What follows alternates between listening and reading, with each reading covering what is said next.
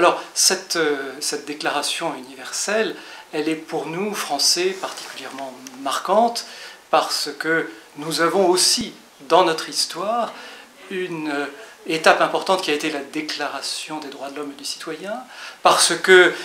cette déclaration a été adoptée à Paris, parce que les personnalités qui ont préparé cette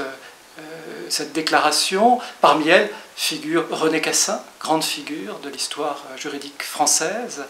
et cette déclaration universelle tient sa force de la synthèse qu'elle a réussi à opérer. Synthèse entre une conception libérale des droits de l'homme, une conception sociale, synthèse entre une conception philosophique et d'autre part une conception plus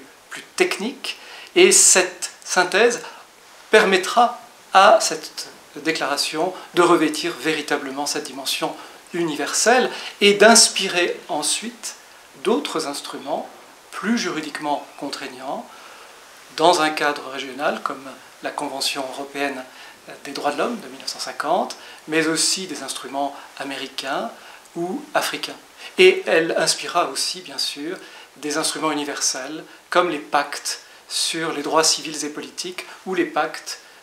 sur les droits économiques et sociaux. Ces instruments, si importants pour cette fondation d'un ordre centré sur les droits de l'homme, font face aujourd'hui à des défis qui touchent aux violations massives des droits de l'homme dans des contextes notamment marqués par des conflits et qui justifient l'action de la justice pénale internationale,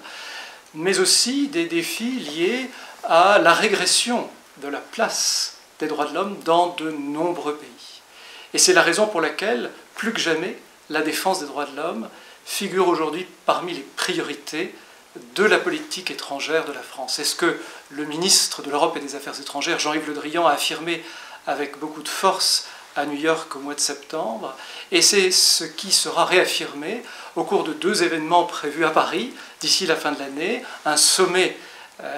organisé par plusieurs organisations non gouvernementales avec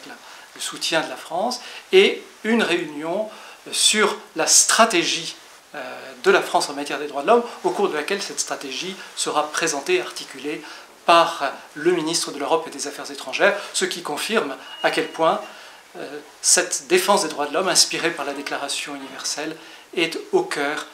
de la politique de la France.